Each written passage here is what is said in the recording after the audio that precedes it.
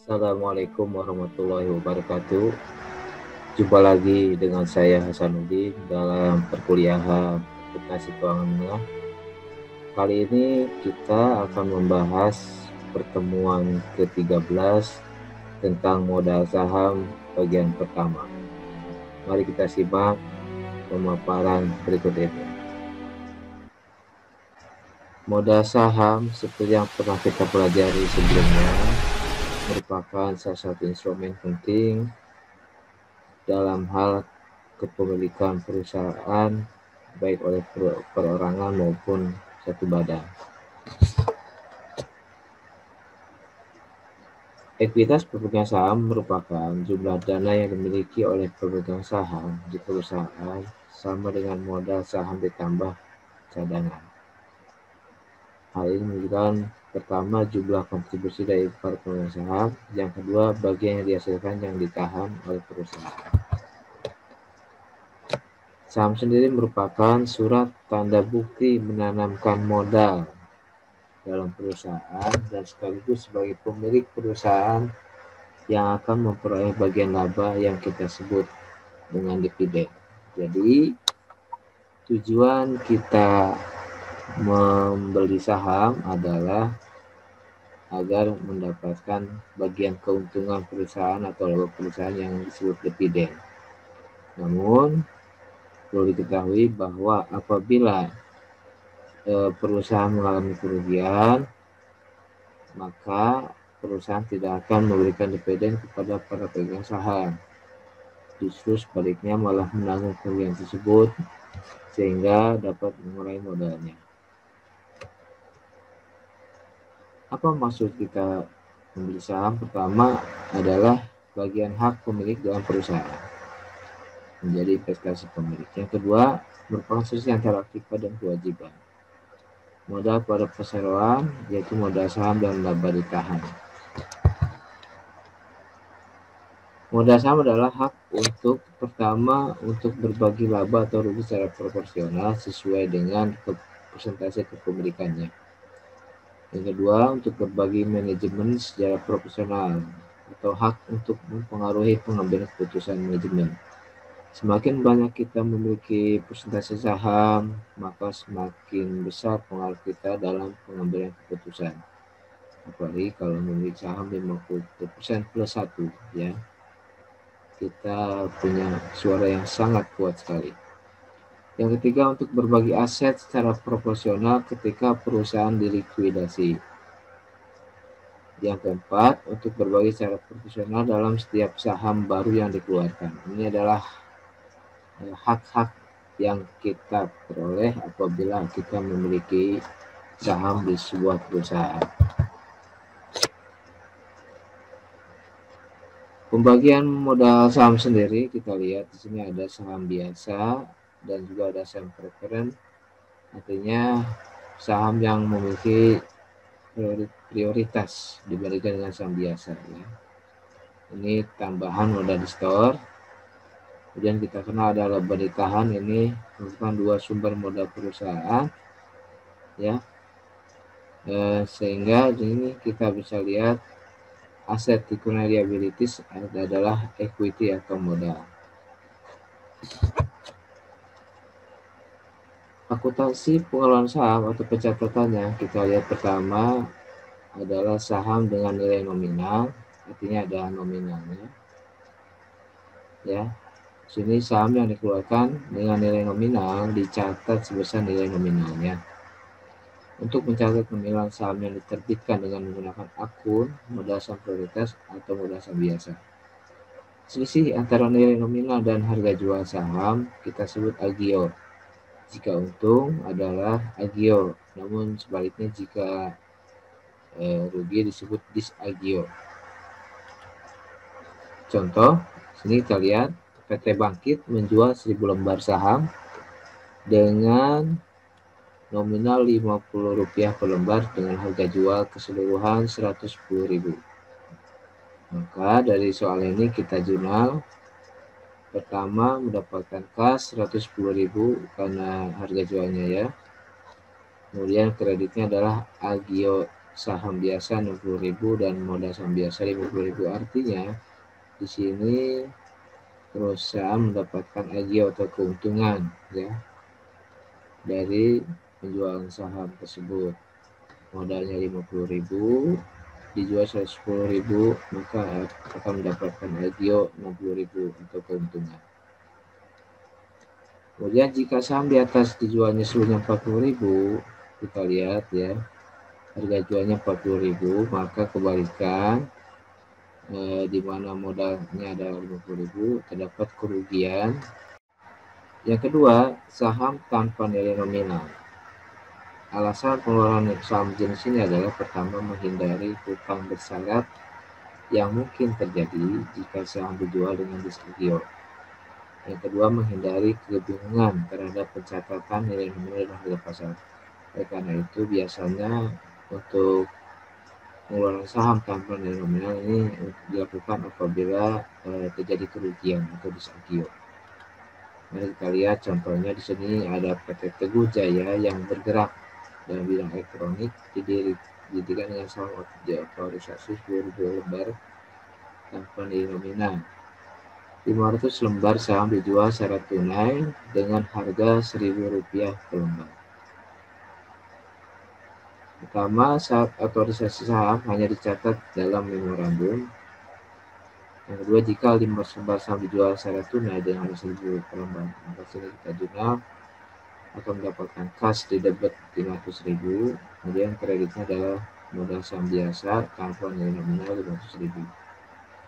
Yang ketiga, jika 500 lembar saham dijual secara tunai dengan harga 400 lembar, artinya mengalami kerugian ya, maka di sini kasnya debit 200.000 dan modal saham biasa tanpa nilai nominalnya adalah 200.000 rupiah di kredit. Kemudian akuntansi atau catatan saham berikutnya adalah saham dijual berdasarkan pesanan. Biasanya dilakukan oleh perusahaan kecil yang baru akan melakukan go public. Yang kedua, melibatkan dua rekening tambahan, yaitu piutang pesanan saham atau subscription receivable dan saham biasa atau prioritas yang telah dipesan atau common or preferred stock. Contohnya adalah diterima pesanan 500 lembar saham biasa nominal Rp10.000 dengan kurs 110, dibayar 75% dan sisanya dilunasi 30 hari kemudian. Untuk mencatat saham pesanan tersebut, kita jurnal sebagai berikut. Yang pertama, jurnal yang dibuat saat menerima pesanan. Di sini piutang pesanan sahamnya di debit 5.500 ini adalah didapat dari 500 lembar dikali 10.000 dikali 110% kursnya, jadi Rp5.500.000.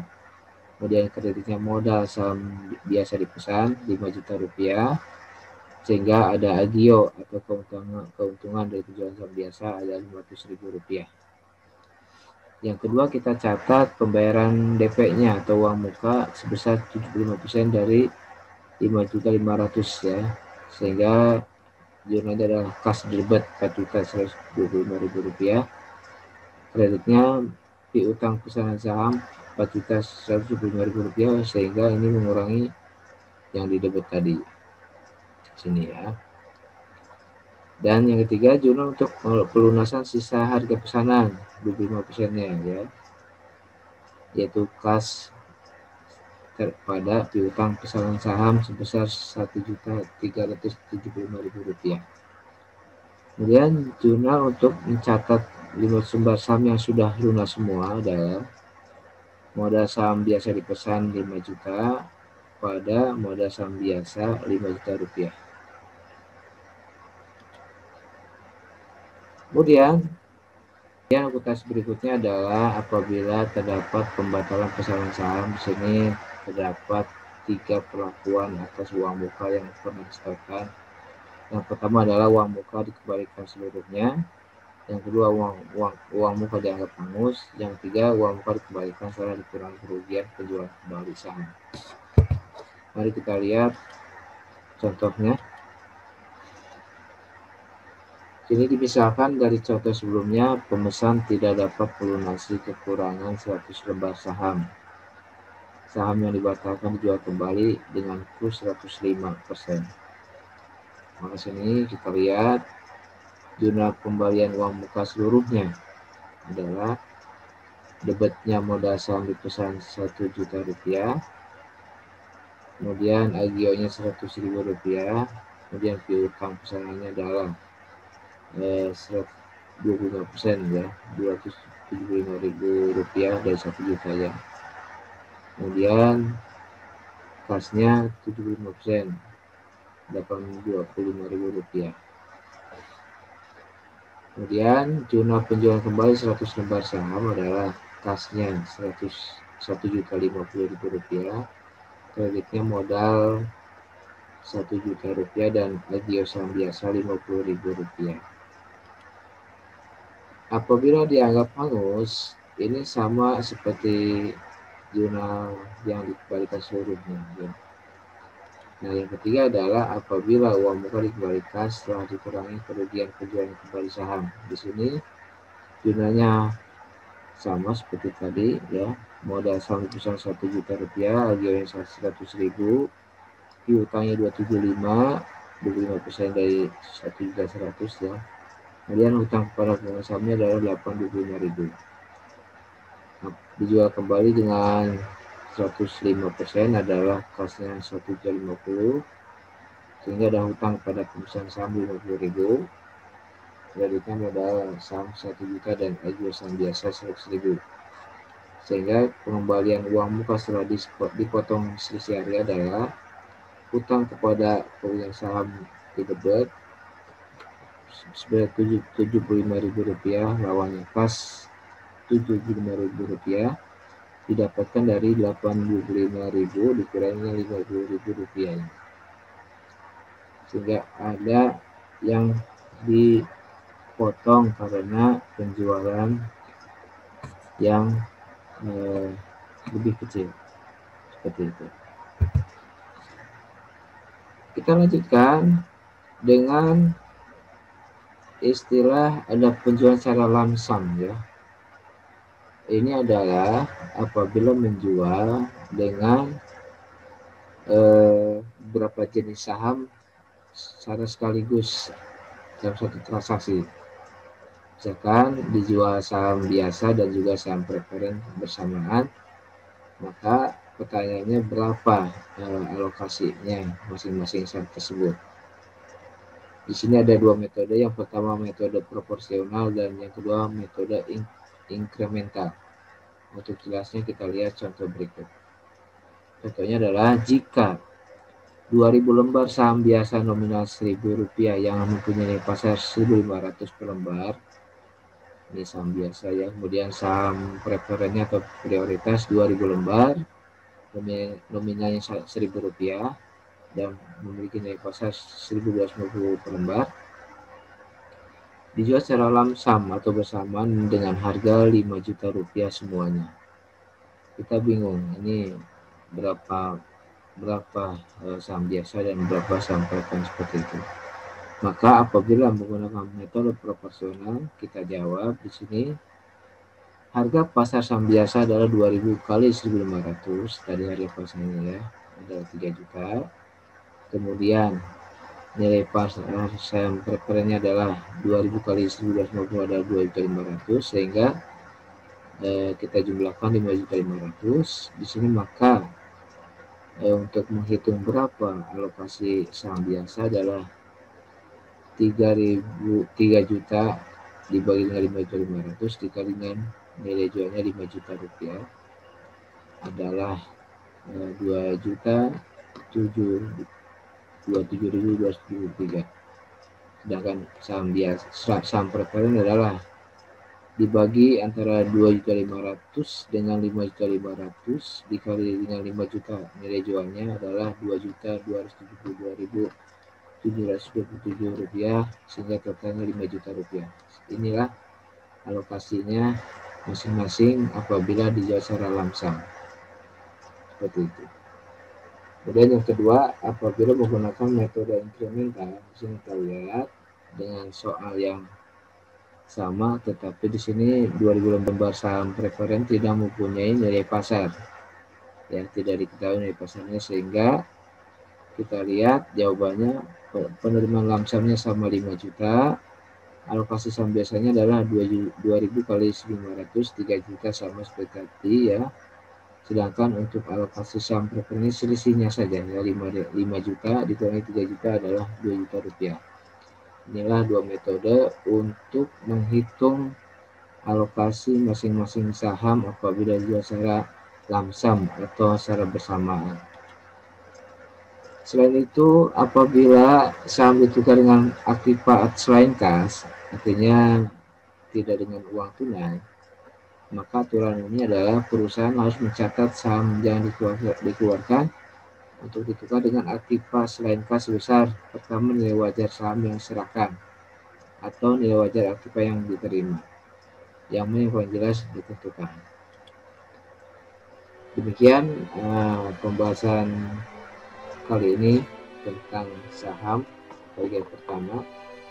Semoga bisa dipahami ya, baik pengertian saham, kemudian jenis saham, dan juga cara pencatatannya. Semoga bermanfaat. Terima kasih atas perhatiannya. Assalamualaikum warahmatullahi wabarakatuh.